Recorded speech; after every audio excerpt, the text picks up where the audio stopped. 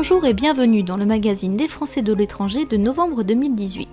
Comme chaque mois, nous débutons ce rendez-vous mensuel avec un édito signé par Charles-Henri Chenu, avocat des Français de l'étranger. Le sujet de ce mois-ci, la fiscalité qui nous divise. On sait les Français de l'étranger ignorés. Nous voilà maintenant divisés. Fiscalement, si certains trinquent, d'autres non. Rappel des faits. Le 15 novembre dernier, le Sénat rejette un amendement qui devait, enfin, supprimer la CSG-CRDS pour tous les Français de l'étranger. Condamnée par la Cour de justice européenne, la France avait décidé, sous pression, et puis depuis peu, de supprimer les prélèvements sociaux sur les plus-values immobilières pour les Français résidant en Europe et qui cotisent, comme c'est souvent le cas, à un régime de sécu local. Justice sociale, justice fiscale, mise en œuvre, janvier 2019.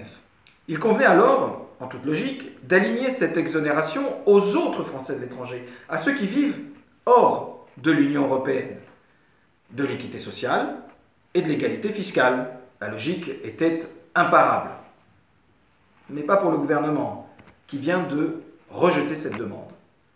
En fermant les yeux sur cette injustice totale, qui pénalise les Français non européens et qui divise notre diaspora, le gouvernement continuera de prélever 200 millions d'euros chaque année. L'argumentaire politique est fallacieux et finalement très peu cohérent. Diviser pour mieux régner, c'est sans considérer le ras-le-bol fiscal aussi des Français de l'étranger qui payent des impôts, contribuent activement au rayonnement de la France, à son économie, comme à son enrichissement. Alors, un peu d'égard à notre endroit, de considération, et nous pourrions ensemble, sans discrimination, travailler dans un sens commun, celui de la France. D'autres actualités en ce mois de novembre 2018, le bilan du Salon des 24 heures de l'International avec ses conférences phares, comme celle sur la francophonie économique, les résultats de l'enquête Brexit, le top 10 des villes africaines les plus chères pour les expatriés en 2018, l'expatriation après un échec, et enfin les motivations d'un départ chez les 25-35 ans. Les 14 et 15 novembre dernier, plus de 1300 professionnels du secteur se sont donné rendez-vous au Palais de la Porte Dorée pour participer au Salon des 24 heures de l'International, dédié au développement des entreprises à l'international et à la gestion de leurs salariés mobiles. Sur le Salon des 24 heures, cette première année, je donnerai mon avis d'un point de vue fournisseur.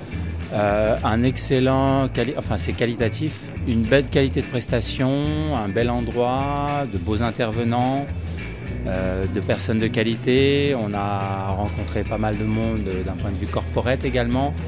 Alors nous sommes venus avec un autre collaborateur, nous avons beaucoup apprécié le salon parce que ça répond totalement aux questions que l'on se pose pour une entreprise qui a une partie à l'international. On a pu apprendre beaucoup sur les risques, par exemple des choses auxquelles on ne pensait pas forcément, les différents coachs interculturels auxquels on ne pense pas forcément également quand on envoie nos collaborateurs dans d'autres pays. Donc c'est vrai que c'était très intéressant d'entendre des témoignages de professionnels à ce sujet. Pour en savoir plus sur le sujet, rendez-vous sur Big Planet. L'un des dents forts de cet événement, la conférence plénière intitulée Francophonie économique, du concept à sa mise en œuvre, qui a eu lieu à l'occasion de l'inauguration du salon. Les personnes et personnalités présentes ont ainsi pu mesurer le rayonnement de la France dans le monde, tout en faisant le point sur la pratique, l'usage et la place de la langue de Molière dans le monde des affaires. Des solutions favorisant à la mise en œuvre de ce très riche concept ont également été proposées. Cette conférence plénière sur la francophonie économique, présidée par Charles-Henri Chenu, a également été l'occasion de remettre le trophée de l'innovation à Alain Cohen, développeur commercial de MyTower, première plateforme digitale collaborative tour de contrôle pour piloter votre supply chain internationale. D'autres conférences ont marqué les 2 jours de ce salon des 24 heures de l'International, la mobilité internationale coordonnée par ECA International, l'élan consultant à l'expatriation et Galahad, la mise en place d'une politique mobilité internationale coordonnée par RH Expat, et enfin la conférence sur la réforme française du prélèvement à la source, au cours de laquelle sont intervenus des acteurs du cabinet d'avocats Dixit Cosa et du groupe Ficadex. Autre rendez-vous qu'il ne fallait pas manquer lors du Salon des 24 heures de l'International, les résultats de l'enquête Français du Royaume-Uni Quel avenir après le Brexit, menée par Opinionway, à laquelle 2500 Français du Royaume-Uni ont répondu. Dévoilé lors d'une conférence de presse en présence de Bruno Jambard, Deputy Managing Director d'Opinionway, Olivier Cadic, sénateur des Français résidant en France, Emmanuel Fayad, directeur d'Open Sky International, Vincent Demeyer, Deputy CEO d'April International Division, et Gregory Trotman, juriste et expert en fiscalité britannique, les résultats de l'enquête ont permis d'établir plusieurs constats. Par exemple, si 62% des expatriés interrogés projettent de rester après le départ du Royaume-Uni de l'Union européenne, un quart d'entre eux n'ont pas encore pris leur décision. Dans le cas d'un départ, 76% des Français envisagent de rentrer en France. Quant à l'impact du Brexit, 88% des sondés le jugent négatif et générateur d'inquiétudes sur des sujets tels que la protection sociale, la carrière professionnelle et le pouvoir d'achat. Enfin, les Français de l'étranger au Royaume-Uni déplorent à 80% le manque d'information des institutions gouvernementales quant à la situation. Le classement des 10 villes africaines les plus chères pour les expatriés en 2018 est sorti début novembre. À la tête du classement, élaboré par Eurocost International, un cabinet spécialisé dans l'étude du coût de l'expatriation, Kinshasa, la capitale de la République démocratique du Congo, passe devant Luanda, capitale de l'Angola, où la dévaluation de la monnaie depuis le début de l'année en cours a entraîné une baisse du coût de la vie pour les expatriés. Bangui, la capitale de la République centrafricaine, arrive en 3e position devant Pointe-Noire, N'Djamena, Brazzaville, Libreville, Asmara et Djibouti. La dernière ville du top 10, la capitale libyenne Tripoli. À l'échelle mondiale, Hong Kong arrive en tête du classement des villes les plus chères pour les expatriés, devant Tokyo, Kinshasa, Genève et Séoul. S'expatrier après un échec, est-ce une bonne idée? C'est la question que s'est posée le journal Les Échos dans un article en date du 4 octobre.